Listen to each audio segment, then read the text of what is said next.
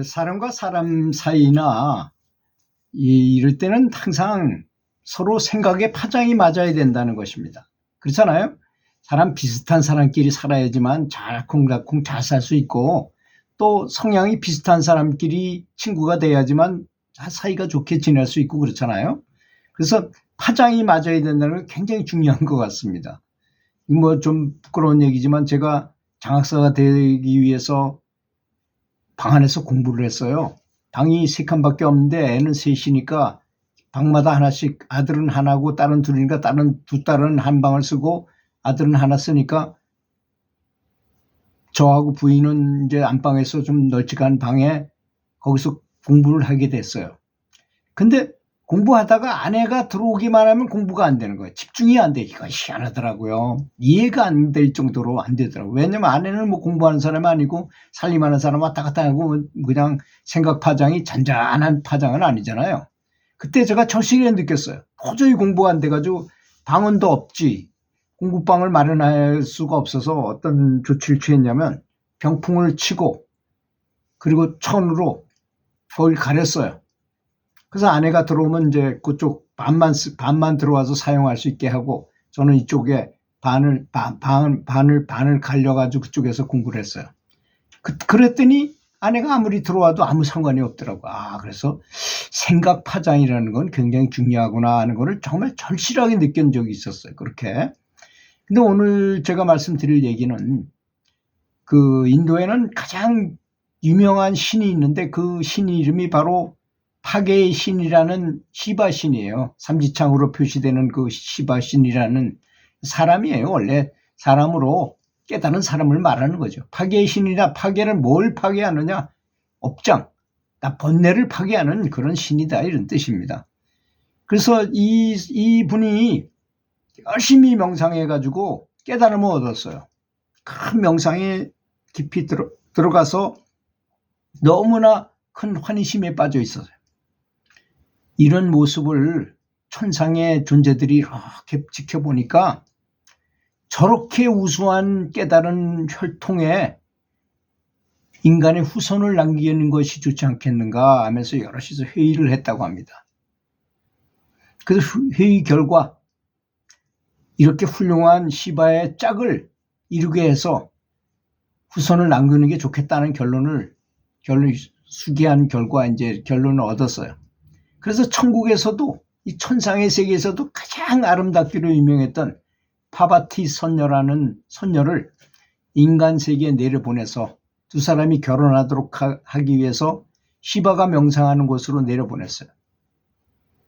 그러니까 자기는 선녀잖아요. 인간이 아니고 등급이 더 높다고 생각하는 천상의 선녀가 자신감에 충만해가지고 내려와서 시바가 명상하는 곳으로 갔어요. 그냥 보통 사람들은 선녀를 한번 보면 뿅 가는 건데 그의 마음을 사로잡아서 사랑하게 되고 결혼해서 아이를 낳고 지시받은 대로 천상의 존재들한테 지시받은 대로 그 시바 신을 어떻게 사귀어보려고 앞에 가서 아무리 온갖 교태를 부려보아도 시바는 뭐 산매에 들어가지고 다 환희심 속에 있는데 눈도 뜨지 않더라는 것입니다. 아무리 그 앞에서 매혹을 시키려고 별짓을 다 해도 눈도 뜨지 않는 사람은 어떻게 할 수가 없잖아요. 누구라도 매혹시킬 것 같은 매력적인 춤을 췄고 그를 유혹하라고 했었지만 산매에 들어가서 환희경에 빠져있는 시바는 눈조차도 뜨지 않더라는 것입니다. 아무리 노력해도 전혀 소용없는 것이구나 하는 것을 알게 된 파바티 선녀는 에이구, 이 쓸데없는 세상이구나. 아무리 노력해도 안 되니까 나도 시바와 같이 명상을 해서 그런 놀라운 깨달음을 얻고 큰 기쁨을 느껴야겠구나 하고 생각하고는 시바의 반대편에 주저앉아가지고 결과부자하고 뭔가 마음을 쫙 이완하고 선녀니까 뭐 금방 선매에 들어갈 거 아닙니까? 자기도 고요히 명상에 빠졌어요. 그랬더니 명상을 해서 산매에 들어있는 시바가 명상 중에 뭔가 어디선가 여성답고 알싸한 향기 같은 게 나는 듯도 하면서 아주 부드러운 자장이 이렇게 감지가 되더라는 것입니다. 그러면서 마음속으로 조용한 흥분이 느껴지기 시작했던 것입니다. 그래서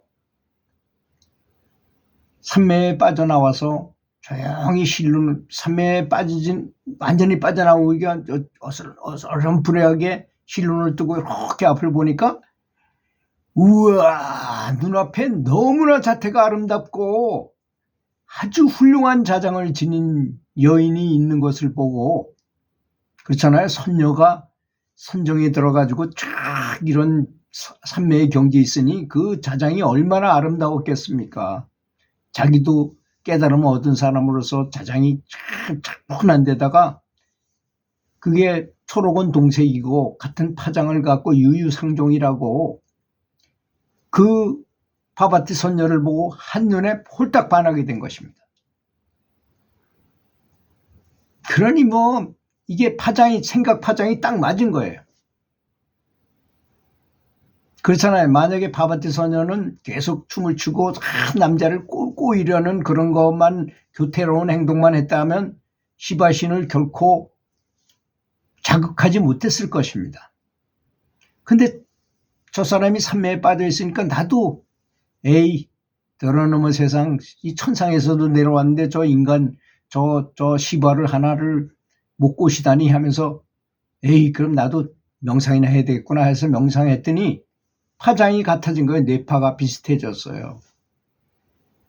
그러니 천상에 선녀가 내려와서 뇌파를 비슷하게 맞추면서 자기하고 같은 비슷한 파장을 보내니 당장 아름다운 로맨스가 시작됐어요. 그래서 곧 결혼해가지고 아이를 낳아서 후손을 많이 남기게 되었다고 하며 인도 사람들은 다 그들의 후손이라 이런 말까지 있을 정도로 그렇게 아름다운 사랑을 했던 것입니다. 이 이야기는 굉장히 중요한 내용이라고 저는 생각해요. 왜냐하면 우리는 연불을 하는 것을 이 학교에 가보면 그런 걸 많이 느낄 수 있어요. 학교 선생님들은 학습 분위기 조성을 가장 중시해 여깁니다. 또 스님들께서는 연불 법회를 하면 그 분위기를 굉장히 중시해요. 아주 성스러운 가운데서 정말 부처님께 정성을 다하는 그런 연불을 하는 것을 원하시는 것입니다. 그렇지 않겠습니까? 그 분위기가 안 좋으면 아무리 좋은 환경에 있어도 연불하기가 어려워요. 그래서 저도 이렇게 연불선을 하거나 이렇게 도반들하고 모여서 뭘 해보면 분위기를 조성하는 게 참 중요합니다. 그래서 그 사람들이 오기 전에 미리 가서 연불을 열심히 해가지고 자장을 쫙 자기장을 딱 형성해 놔요. 그러면 그분들이 와가지고 명상하기가 또는 연불하기가 아주 굉장히 쉬워져요. 분위기가 쫙 가라앉았고 좋은 환경이니까 그런 거죠. 이게 굉장히 중요한 것입니다. 그래서 이제 명당 자리를 찾아간다거나 명찰을 찾아간다거나 하면 옛날서부터 오랫동안 연불한 곳, 기도를 많이 한 곳, 이런 걸 찾아가는 것입니다. 근데 물론 좋은 것일수록 또 반대급부도 많이 있다는 것도 아셔야 된다고 제가 많이 말씀을 드렸잖아요. 좋은 것만큼 또 단점이 있어요. 좋은 기도처라해서 많은 사람들이 가서 거기서 도를 깨닫는 사람도 있고 많은 사람들이 큰 효험을 보기도 했다 하지만 별의별 사람들이 거기 다 몰려와요. 그러면 아주 좋지 않은 마구니의 자장을 갖고 오는 사람도 있어요. 그래서 그런 것들이 영향을 미칠 수도 있다는 점도 알아야 된다는 것입니다. 그래서 도반들끼리 모여서 딱 자장을 형성해서 다니는 것이 좋아요. 도반들끼리 수행 초기에는 특히 더 그렇습니다. 그래서 단체 연불 법회에 많이 참가하고 도반들하고 같이 움직이는 게 좋아요. 산에도 혼자 가면요, 연불하는 사람은 이 나쁜 자장이 빈틈을 노릴 가능성도 있어요. 그래서 여러 명의 도반들이 한꺼번에 같이 늘 다니고 토론하고 같이 연불하고 하는 것이 바람직하다는 것입니다. 왜냐? 이렇게 파바티 선녀와 시바처럼 높은 경제에 있는 사람조차도 분위기를 타기 때문이라는 것입니다.